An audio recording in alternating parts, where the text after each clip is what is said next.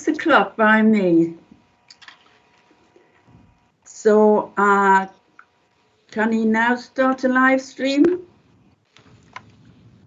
Yes, we'll do. Thank you.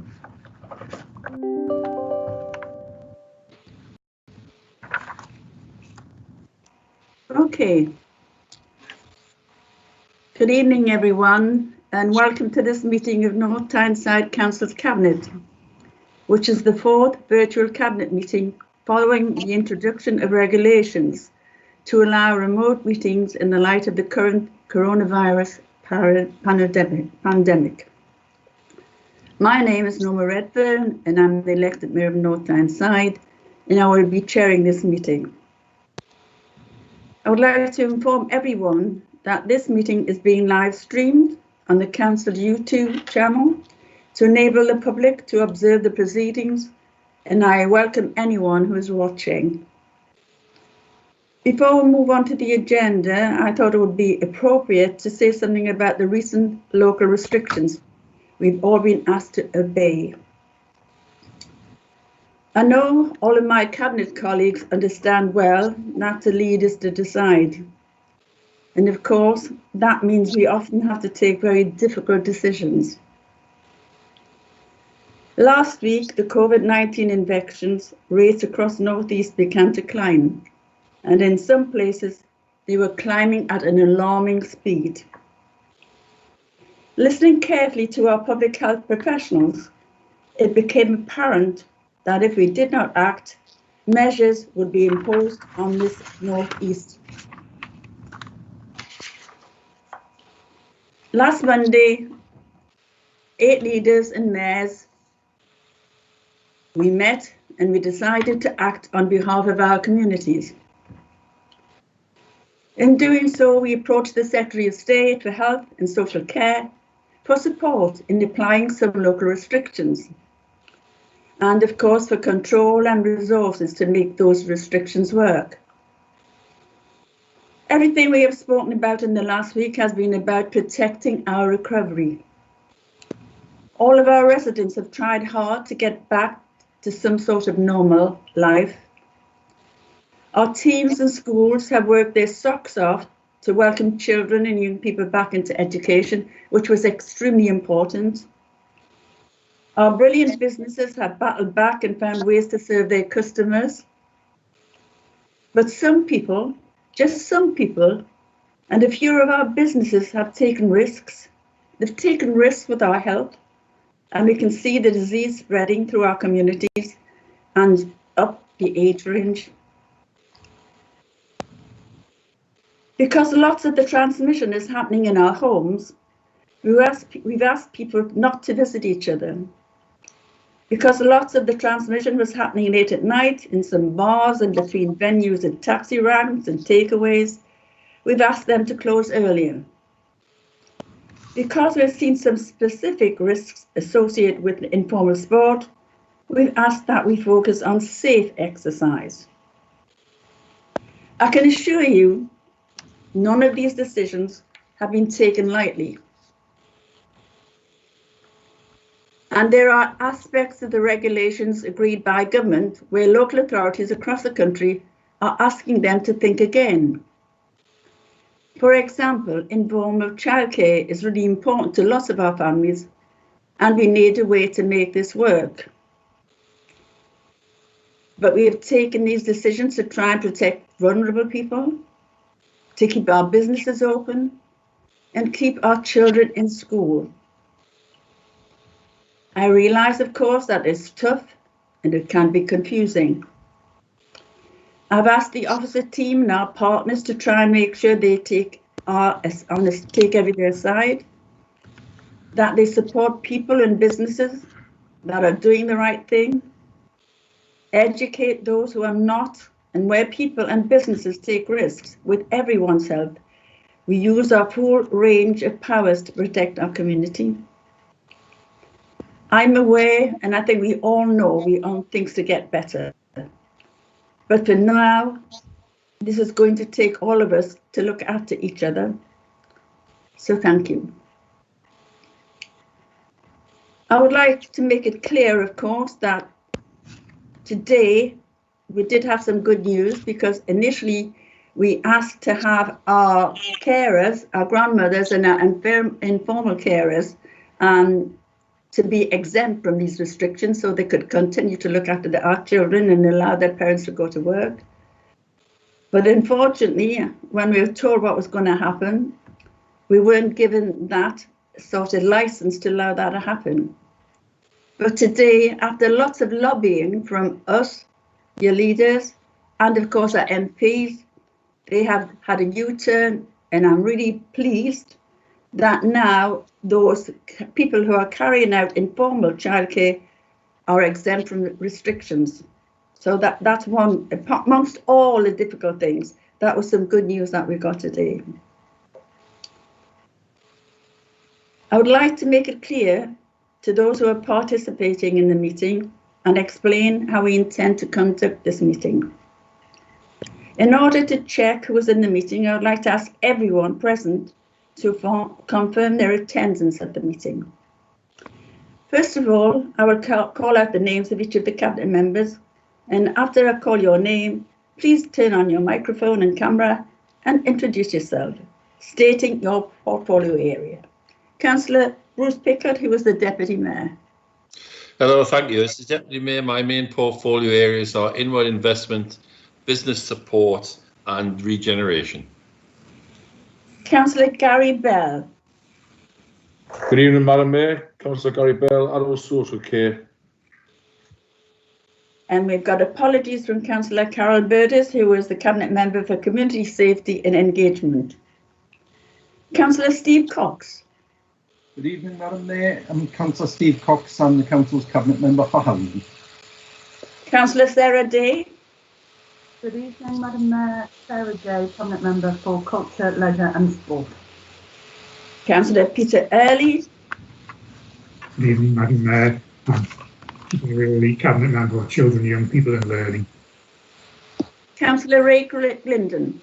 Good evening, everyone. Ray Glindon, Cabinet Member for Finance and Resources. Councillor Margaret Hall. Hello, everyone. My name is Councillor Margaret Hall and I'm Cabinet Member for Public Health and Wellbeing. And Councillor Paul Johnson. Good evening, my name is Paul Johnson. I'm the Cabinet Member for Environment and Transport. If somebody's got the microphone on, can they put it up, because it's echoing across the thing, okay? Can I now ask the officers in attendance to introduce themselves? After I call your name, please turn on your microphone and camera and introduce yourself. Mr. Paul Hanson. Good evening, everyone. My name's Paul Hanson. I'm Chief Executive of North Tyneside Council. Mr. Bryn Roberts. Good evening, everyone. My name is Bryn Roberts. I'm the Head of Law and Governance and the Monitoring Officer for North Tyneside Council. Mrs. Janice Gillespie. Good evening, everybody. I'm Janice Gillespie, Head of Resources and Chief Finance Officer for the Authority. And Ms. Jackie Lawton.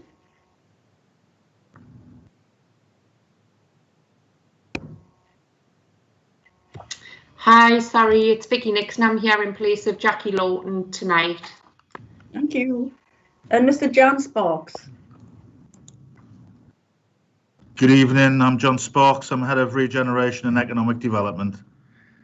And of course, Mr. Dave Brown. Hello, everybody. I'm Dave Brown from Law and Governance.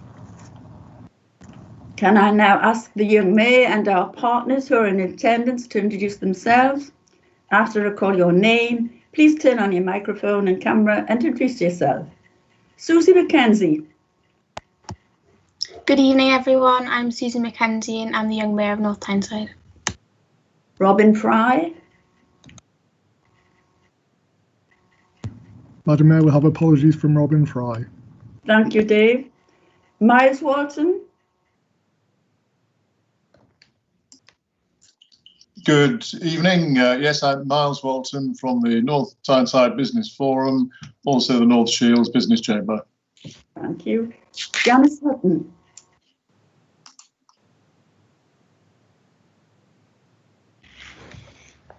No. Roger Layton. Good evening, Madam Mayor. I'm Roger Leighton, I'm Joint Trade Union Secretary. Thank you. And Dawn McNally. Good evening, everyone. Dawn McNally from Age UK North Tyneside, representing older people. Thank you so much. Now, is there anyone else present who have missed? I hope not. Good, that's fine. Thank you very much. For today's meeting, we must first of all deal with some formalities. Can we just have some apologies for absence, David? Yes, Madam Mayor, we've had apologies from Councillor Carol Burdis and Robin Fry from the voluntary sector. Then can we confirm the minutes which were held on the 3rd of August 2020? Agreed. Thank you. And can we receive any declarations of interest and notification of any dispensations granted? Have we got any? No. I will now ask Susie McKenzie, our young mayor, to give an update on her activities. Thank you, Susie. Thank you.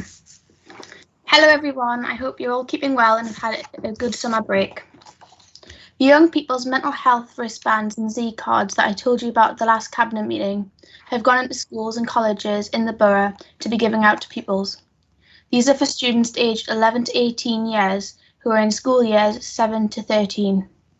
I am really proud of the final product and it will be great to start seeing these on students in the borough. Already we've had queries from other boroughs about these, so we'll be talking to them about whether they can have something similar for their own students. This is the wristband that is given to all students. It has the words "I'm an NT quarantine and I survived lockdown" on it. There is also a Z card that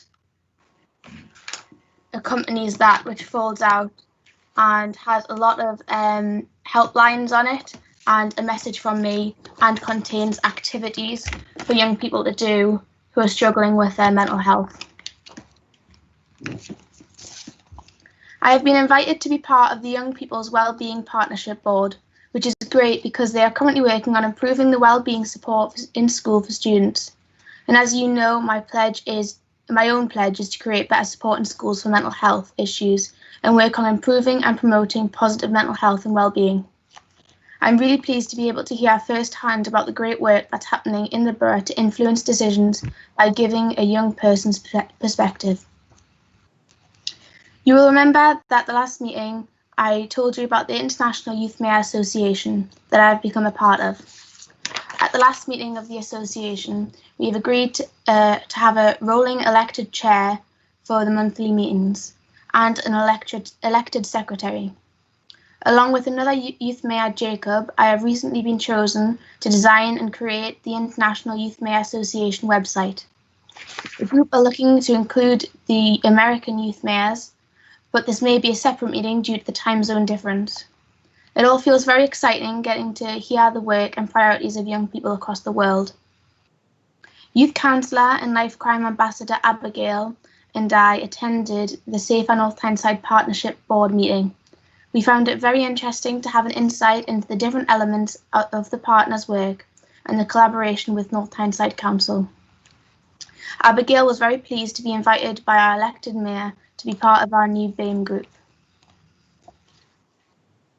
I have been invited to be part of the new recognition scheme for volunteers in the borough, and I am looking forward to getting involved. I am particularly looking forward to seeing the young people's nominations for what the Young Mayor section will be.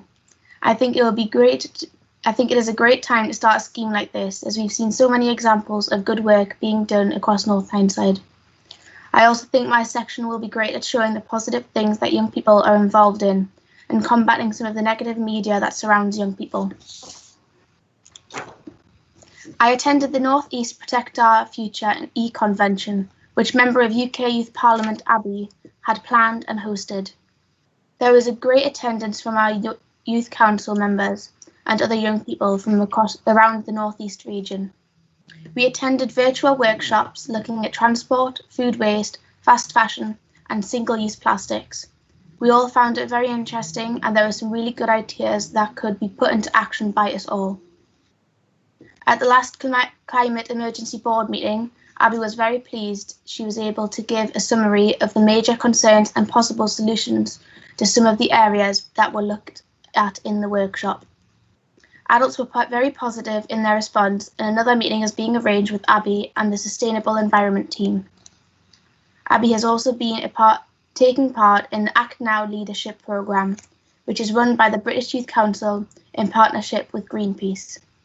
This programme teaches young people social action to help fight climate change.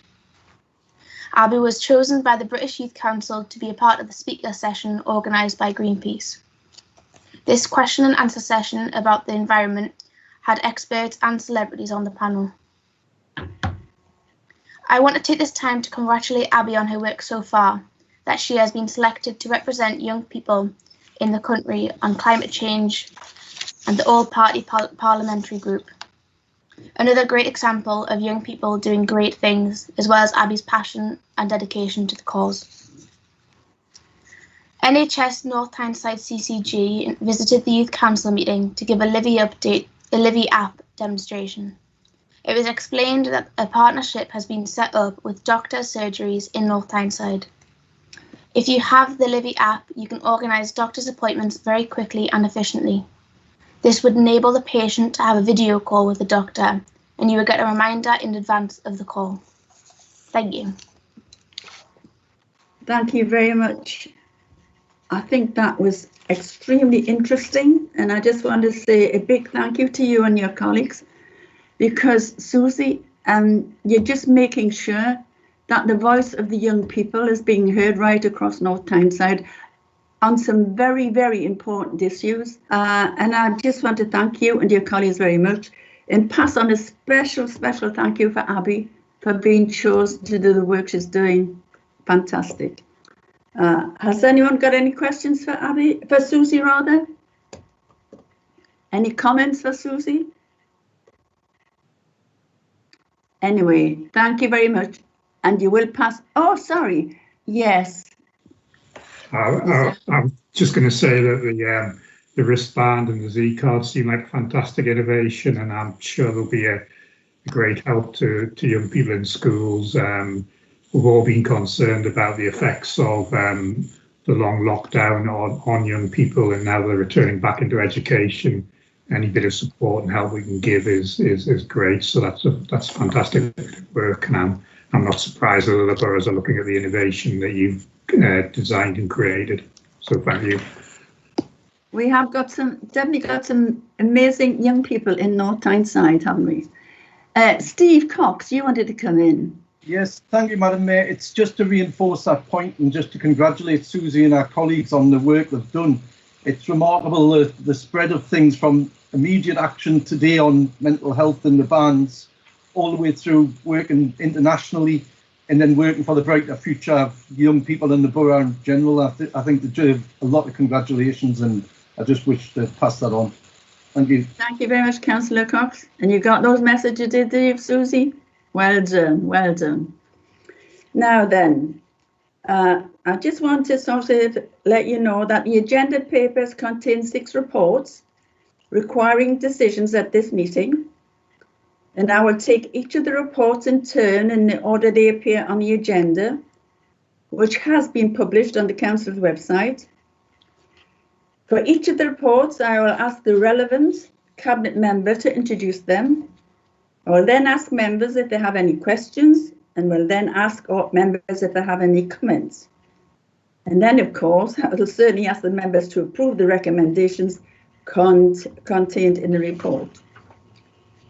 And the first item that we're looking at is item 5, and it's a report on financial management. And that, of course, is Councillor Glinden. Over to you, Councillor Glinden.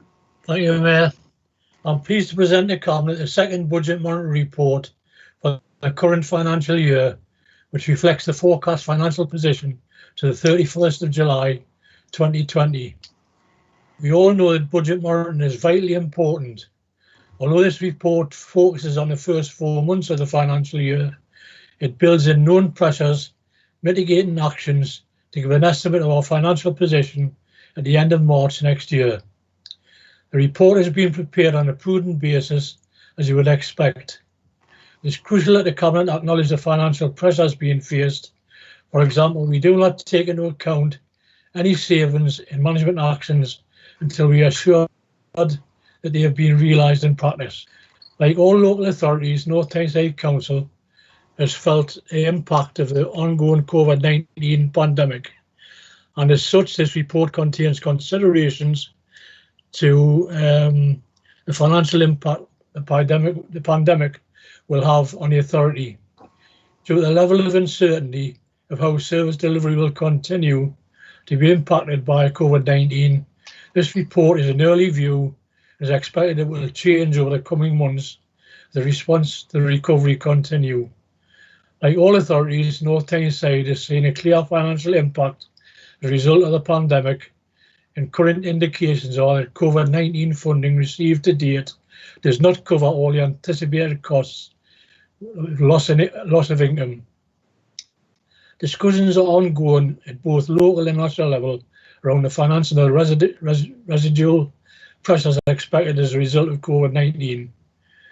Taking the general fund first, it is forecast that without further actions, there is a pressure of 11,410,000 or 11.41 million against a budget of 12.968 million in May.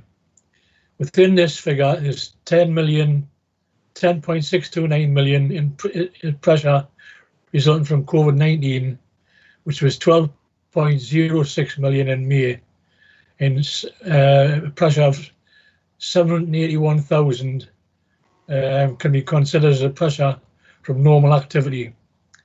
In relation to the pressures arising as a result of COVID-19, the authority has received 2 payments of local authority support grant funding from the government, which is a total of 12.531 million, of which 0.73 million was allocated to COVID-19 pressures arising in March 2020.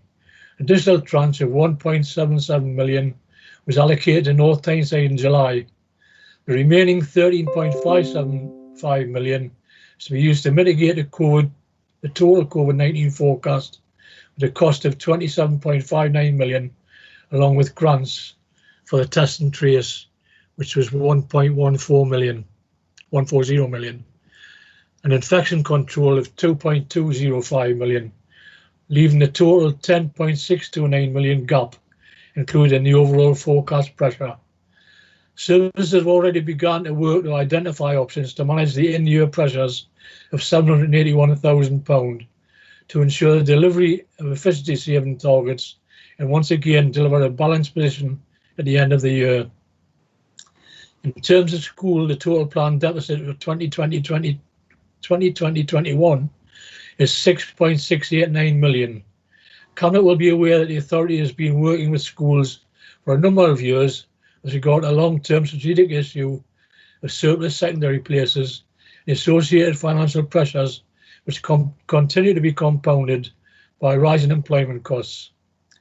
As anticipated, 2019-20 was the 5th year of balances decreasing, following a long-term trend of rising balances in North Tyneside, and the overall projected balances of 2021 continues this trend. As well as the school balances reducing overall, some individual schools continue to face significant financial challenges. There are 12 schools with a deficit budget plans for 2021, and 7 of these schools continue to be in deficit following 1920, and 5 schools that are new to the deficit in 2021. Cabinet will recall that the high needs block ended in 1920 with a pressure of 4.542 million. Initial forecasting of the budget position in 2020-21 indicates an anticipated in-year pressure of 2.470 million, reflecting a further rise in demand for special school places. The authority is planning for places at the end of 2021 to be approximately 786 places. This compares to a total of 762 places at this point in 1920. I'm happy to report there are no issues with the HRA account, as regards to its normal activity, although the service continues to monitor the impact of welfare reform on rent collection.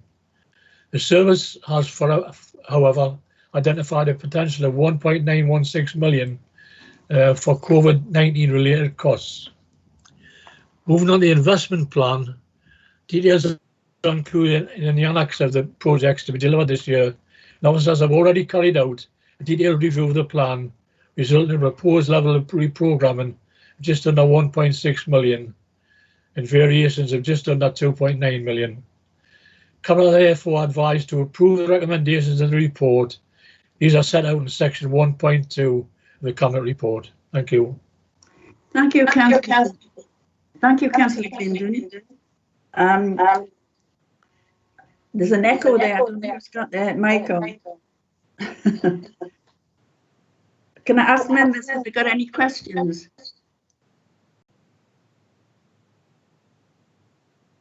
Any comments? Yes, Councillor Early. I'd just like to say in relation to the schools budget, in addition to the pressures that are mentioned in Councillor Clinton's report, we are now starting to see additional costs that are adding to those pressures in relation to the schools because of COVID-19 and the additional measures that they're having to put in place in terms of health and safety, etc., and the way they deliver teaching. So that's all extra pressure on top of the schools. And I would hope that government would recognise those extra pressures and make provision to meet them. Thank you. Thank you. Anyone else wants to comment on this report? Can I just reply? You may, Councillor Clinton, yes.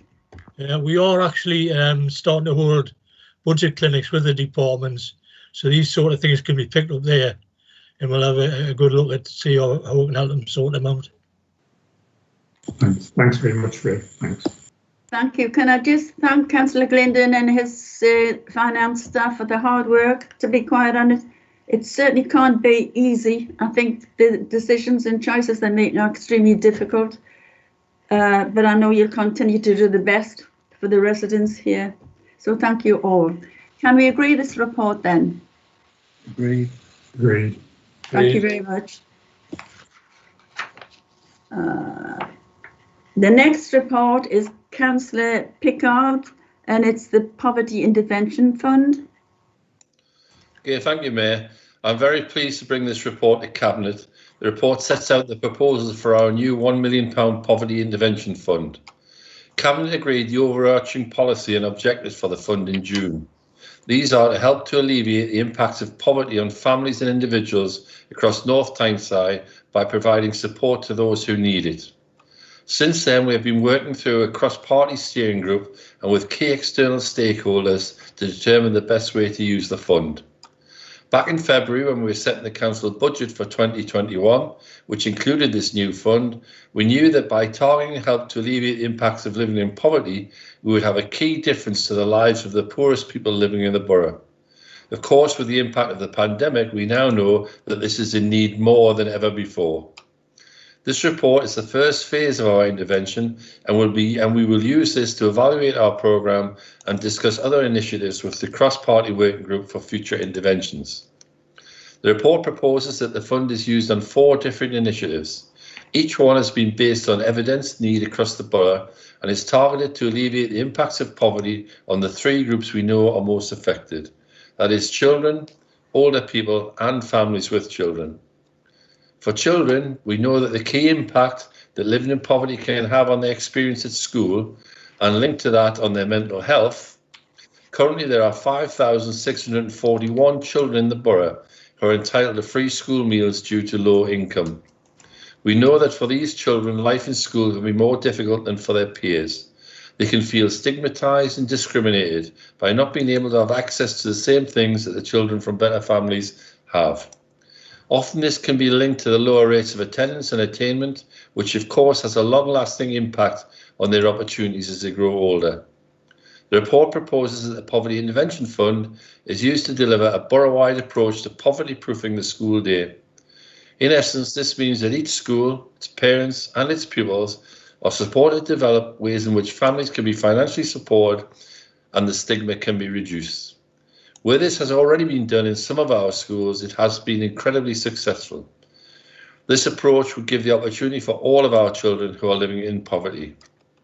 For older people, we know they are often impacted by poverty more than they need to be, simply because they are not taking up their full benefit entitlement. To address this, the fund will deliver an end-to-end benefits take-up campaign, providing advice worker support to help those who need to make a claim. For families and children, the fund will be used in two ways to provide direct support to families who struggle to pay the basics they need. First, to help pay with school clothing, including winter coats and shoes. For this, a voucher of up to £45 for every child entitled to free school meals due to low income will be issued for use at a local provider. We've also had some very positive discussions already about how we can maximise that scheme to include free school uniforms as well. Secondly, the fund will be used to commission a funder or funders to enable access to free school meals during the school holiday period. We know how the so-called holiday hunger can have a huge impact on our poorest families. While the help has been provided this year through the government voucher scheme during the pandemic period, there is currently no indication that this will continue. I know that through this fund, we have the opportunity to make a real difference to the day-to-day lives of the people who need it most. Something which is even more important now is across North Tyneside we continue through our recovery from the pandemic. I would therefore ask Cabinet to agree to the recommendations as set out in this report. Thank you. Thank you, Councillor Pickard. Has anyone got any questions for Councillor Pickard? Yes, Roger. Sorry, it's not a question, it's just to say that this is fully respected by the trade unions and will give full commitment and support to back this initiative. And I'm sure that in the report there's a mention of Children North East being involved, which will be sensitive about the stigma around delivery of poverty alleviation. But thanks for putting this initiative forward. Thanks. Thank you, Roger. Councillor Glendon. Yes, thank you, Mayor. I mean, I'd like to thank Councillor Pickard for this report. As he said, it'll make a big difference to the poorest people of this borough. What I'd also like to thank is the members and officers of the steering group who brought it to this stage. And of course, again, Councillor Pickard will be having an oversight of the plan, and also be looking at the operation, how to give the fund out. Not, I mean, it's took a lot of hard work. There's been a lot of people involved, but like Roger, I'm just really pleased, and I fully support. I mean, I've got to support it because my name's on it, but that's not why I'm supporting it, because I truly believe in it. Thank you. Dawn McNally. Just to say thank you on behalf of older people, and you can't imagine how timely this is. Well, you probably can imagine how timely this is with winter fast approaching. So to get older people the right benefits to alleviate poverty now is fantastic. So thank you. Thank you, Dawn. And Susie. Thank you. Member of Youth Parliament Abby and I had a meeting with Vicky and Kirsten about Poverty Intervention Fund right at the very beginning. We were both very pleased to be able to talk about things that we've seen affecting young people in schools. For example, friends who don't pick up the letter for a school trip because they know it'll just add more pressure for their families to find the money. Also, I've noticed that when we go on an organised day trip or a school trip, we all have our individual lunch boxes, but those who are on free dinners are giving a brown paper bag, which adds stigma to an already difficult set of circumstances. Oh. There are many other examples, so I welcome anything that's going to help alleviate the impact of poverty on people living in our borough. And since the initial engagement meeting, we have also had a presentation at the Youth Council about the proposals that eventually went on to be outlined here in this paper. They all sound like excellent schemes, they are achievable and will make a difference to people's lives. We particularly like the school poverty proofing project, which should also raise awareness among staff, parents and pupils about the way we do things. and the effects on those with less than others. I noticed that in the engagement, someone had talked about poverty-proofing council services, and I think that that would be a great idea to take this further.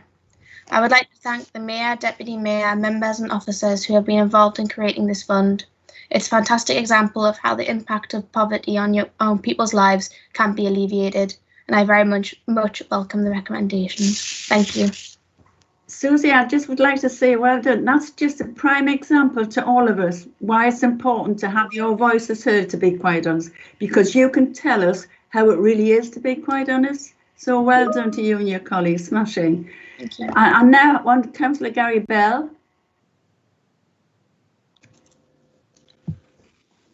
Yeah, thank you, Madam Mayor. It's just to obviously this report is what I keep the politics for as a Labour councillor was to end poverty, and the older people part obviously is that social care. Can't remember is welcomed, which Dawn has just already said. But I hope this is just beginning.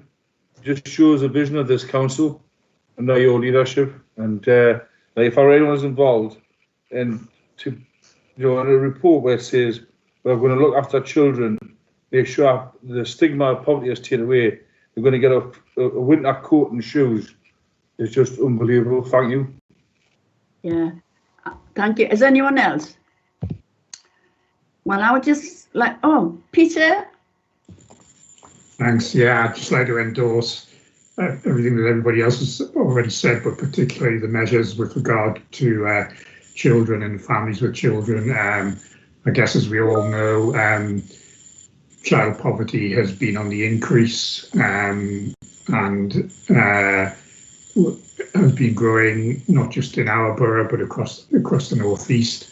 So I think it's another great innovation by this council to take measures to address that, and measures that are effective and affordable and being implemented with the full cooperation of the communities that we seek to serve. Can I just, if there's no one else, I would just like to thank Councillor Pickard and Councillor Glindon when they're actually working to pull a budget together for this year. They had the foresight to put in this huge amount of money, and we weren't even sure what situation we're going to be in by now, and I think it was great of them to do that. And when we read what Councillor Pickard and Councillor Glindon, along with the officers, are intending to do on our behalf, well done. And I think it is important that you can't talk about equality if you don't do something to give those people some kind of equality. So well done to everyone, and I do appreciate that work, much appreciated. Can we actually now then approve that report? Great. Thank you very much. We're now on to public spaces protection orders, and that's Councillor Johnson. Thank you, Mayor. The purpose of this report is to present to Cabinet the outcome of the public consultation exercise on public space protection orders in North Tyneside and determine that to be extended for a further 3 years. In the report considered by Cabinet on the 29th of June, it was noted that the orders, referred to as PSPOs, were made to tackle the problems in the borough relating to irresponsible dog ownership and the irresponsible consumption of alcohol in public places. It was also highlighted that PSPOs introduced in October 2017 can remain in force for a period of 3 years and therefore will expire in October. Cabinet approved a 6-week consultation exercise on the proposal to extend them for a further 3 years. That exercise has now been undertaken. Councillor Burtis, who couldn't be here, did want to speak about the engagement, so I'll just take you through what she wanted to say. Thank you very much, Councillor Johnson. That's great. So Councillor Burtis wanted to say, Cabinet members will see that the report describes their engagement approach.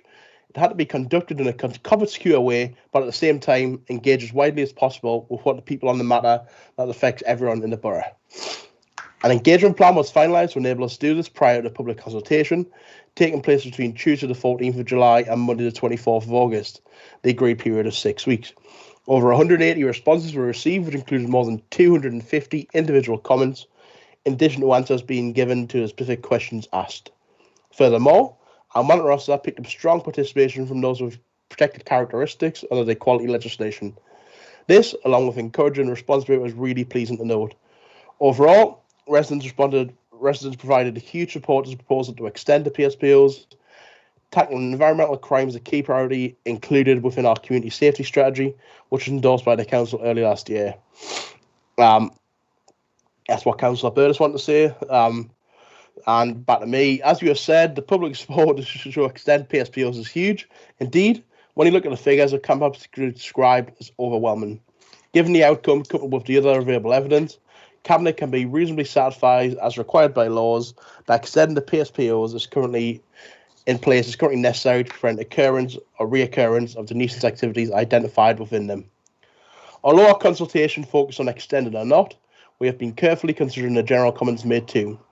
The report outlines the same emerging themes on what people think about how we manage our public spaces. Councillor Burtis and I have agreed that we should look at these in more detail, not only from an environmental and community safety point of view, but also as part of our wider COVID-19 recovery plans. I therefore ask Cabinet to approve the recommendations set out in section 1.2 of this report. Right, thank you. Thank you for taking on Councillor Burtis's part, much appreciated. Have we got any questions for Councillor Johnson on this particular report? Any comments from anyone on this report?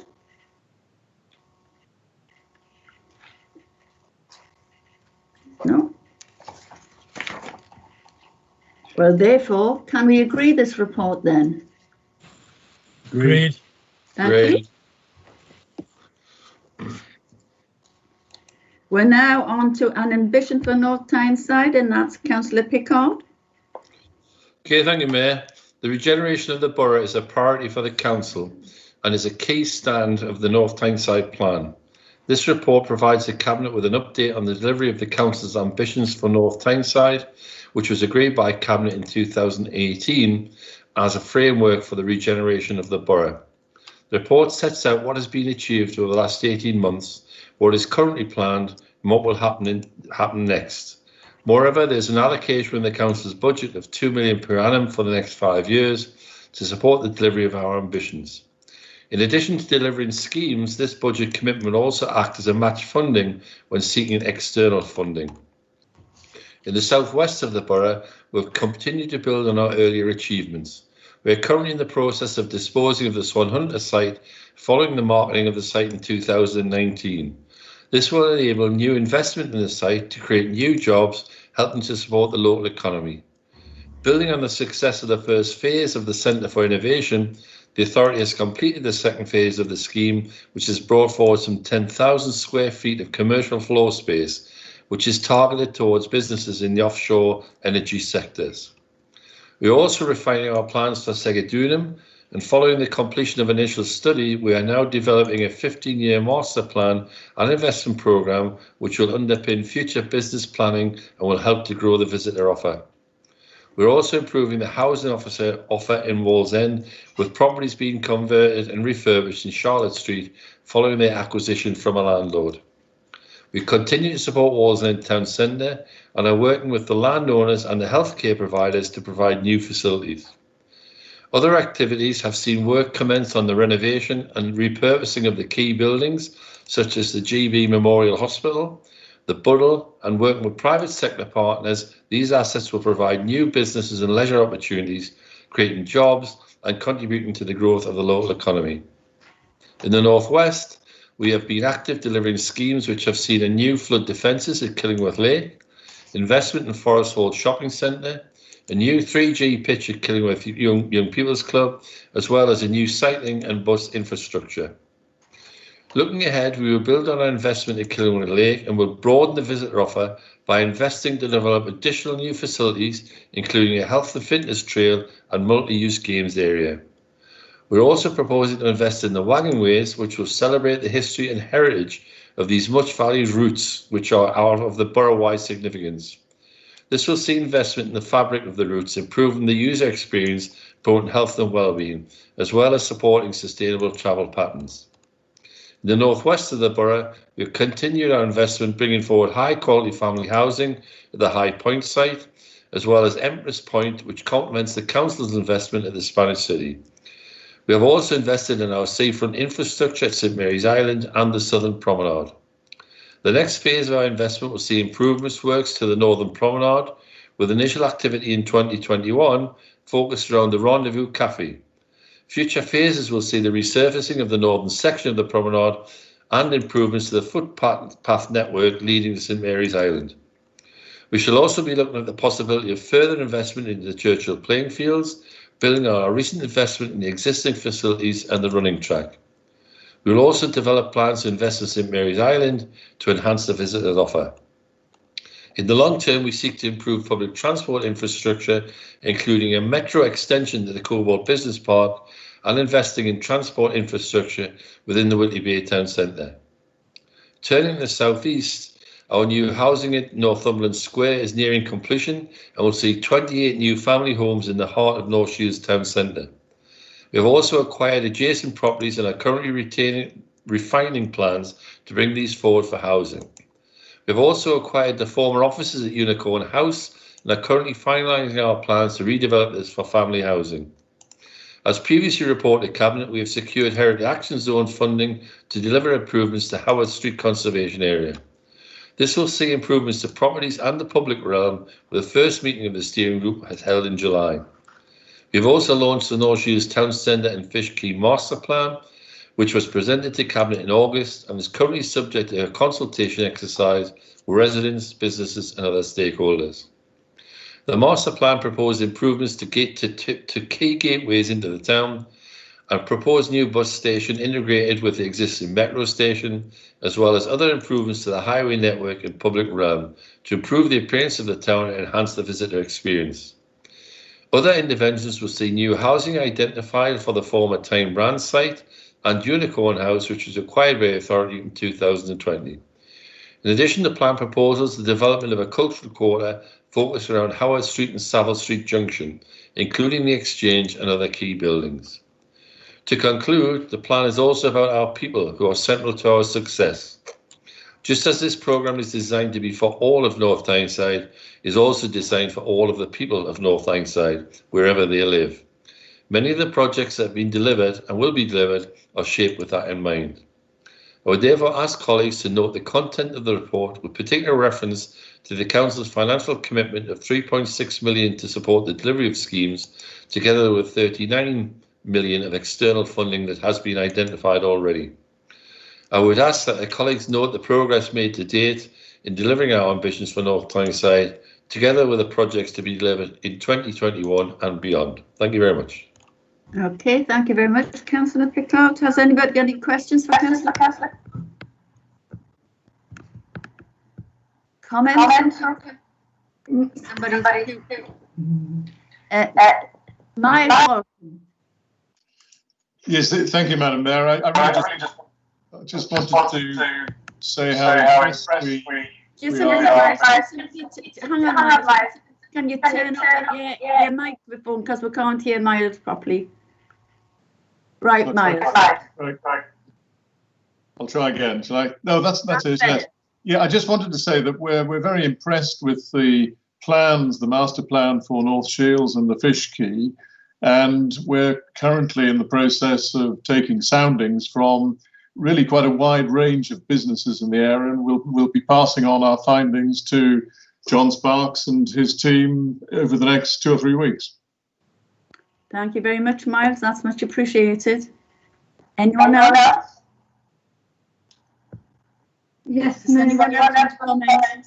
Yes, Margaret. Yes, can I just welcome all these investments, because they cover such a wide range of people's lives, and the quality of their lives is beholding on the fact that they can access pleasant places to be, places to make themselves healthier, and obviously the biggest thing of all is jobs. And I think in the next few months we're going to be more and more involved with the provision of jobs as this COVID pandemic goes its way. Thank you. Thank you. Has anyone else got any comments? Well, I would just like to say thank you to Councillor Pickard and all the staff in regeneration and others who worked hard to make this possible. And it is important, Councillor Hall, to actually remind people this is about every part of North Tyneside and the people right across the borough, to be quite honest, because everyone in North Tyneside deserves a good place to live anyway. And there will be jobs coming very, very shortly because the staff have actually been able to get this funding to make things happen. And it's important, as far as I'm concerned, I'm sure it is my colleagues as well, that although the important issue has been the COVID-19, it's amazing how our staff have got on, to be quite honest, and worked on these issues and continue to make things happen for everybody. So thank you very much indeed, much appreciated. Does anyone else want to make a comment? No. Can we actually agree this report then? Great. Thank you very much indeed. The next one is housing and construction, and that Councillor Cox. Thank you, Madam Mayor. The purpose of this report is to ask Cabinet to delegate authority to officers in consultation with myself as Cabinet member to agree to commence a procurement exercise for services and supplies to support the authority's housing, property and construction team. As you will all remember, the long-term arrangement with Kier North Tyneside ended in March 2019. Since then, the housing and repairs service has been delivered in-house. At this time, a major procurement exercise was carried out for services and supplies and to supplement our workforce. Those contracts were for an initial term of 2 years, and surprisingly, those 2 years are now up already, and it is now necessary to re-procure materials, supplies and subcontractors. The previous procurement exercise provided value for money and an increase in spend within North Tyneside and the wider travel to work area. If approved, the procurement will provide an opportunity to build on this success. The tender exercise will encourage bids from smaller businesses where appropriate and from larger businesses, which will secure employment and apprenticeships together with commitments to environmental sustainability. This will help revitalise the construction industry in the wake of the COVID-19 crisis, and has just been mentioned as going to be incredibly important over the next few months. I therefore ask Cabinet to approve the recommendations set out in section 1.2 of this report. Thank you. Thank you, Councillor Cox. Has anyone got any questions for Councillor Cox? Any comments? I'm sure this will ensure, Councillor Cox, that as much business as we can do with our local and businesses, that will be one of the top of our agendas. Yes, Madam Mayor, it was one of the great benefits of bringing it in-house in the first place, and was a good decision. I think it really is important for the residents to know that, to be quite honest, we are trying our best to support local businesses and keep jobs local as well. So thank you very much. Anyone else? Can we agree this report then? Agreed. Thank you very much. The next one, as far as I can see, is complaints service report, and I'll take that one. This report provides details of complaint-related activity during 2019-20. In the context of the millions of transactions undertaken by the authority, the number of complaints received by the authority remains consistently low, reflecting the excellent services our customers receive and the authority's ability to resolve swiftly any issues that do arise at the first point of contact. Customer satisfaction with the complaints process remains relatively high, and the authority continues to resolve the vast majority of complaints at stage 1. The authority welcomes complaints as valuable feedback from its customers, and complaints outcomes provide valuable lessons learned to further improve and enhance the authority's service and procedures. The authority operates statutory complaint procedures for adult social care and children and young people services. It also provides a corporate complaints procedure for all other services. Over the 2019-20 period, the authority responded to the Ombudsman's inquiries in a timely fashion and was well within the required timescale for response of 28 days. The Local Government Ombudsman Annual Review of Complaints in 2020 is set out at Appendix 2. The Authority Complaints Service Report for 2019-20, attached to Appendix 1 to the report, shows that the overall number of formal complaints remains static. The overall number of formal complaints to the authority in 2018-19 was 1,070, and in 2019-20 is 1,069. Within that overall figure, the number of social care complaints also remains similar to last year. In 2018-19, there were 97 complaints, and in 2019-20, there were 102. Of the 1,069 complaints the Council received, only 50 were submitted to the Ombudsman, and of that 50, only 8 complaints were upheld. The key aim of the complaint process is learning from complaints, and a number of changes are made to procedures and practices and services as a result of the complaints resolved during 2019-20. Some examples of those learning points have been listed on page 10 of the report. Learning from complaints will be a core driver in all future developments as the Council continues to undergo change to deliver a successful future for its residents in the borough. This is in line with the aims of the Better Never Stops theme of the Customer Services Programme, previously agreed by the Cabinet. I would therefore like to remove the recommendations set out in section 1.2 of the report. Any comments about this? Gary Bell, Councillor Bell. Yeah, thank you. It's just reference, obviously, adult social care complaints, and we do at initial point try with every complaint to resolve them early. Sometimes a complaint can come in because of lack of communication, and it can evolve from that. So we are learning from that, and if a complaint is upheld, it is a learning process for us. So, but obviously the complexity of adult social care packages, deal with very complex matters, you will get complaints, but we try and deal with them in a fair and just manner. And I'd like to thank my staff for that. Thank you, Councillor Bell. It is important that our residents are listened to and understand that they have a voice. Thank you very much.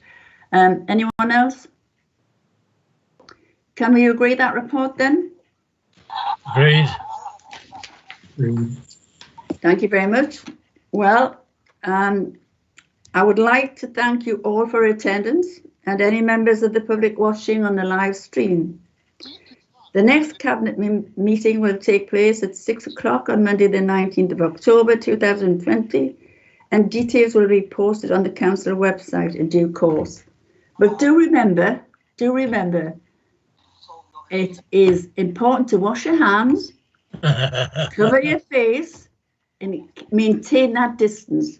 Because at the end of the day, to be quite honest, we are all in this together. So do take care. Thank you very much for attending. It's been a very interesting meeting, and it's good to be able to let our residents know where we are, what we're trying to do, and we are still working on their behalf. So thank you very much indeed. Much appreciated. Thank you. Thank you. Thank you. Bye-bye.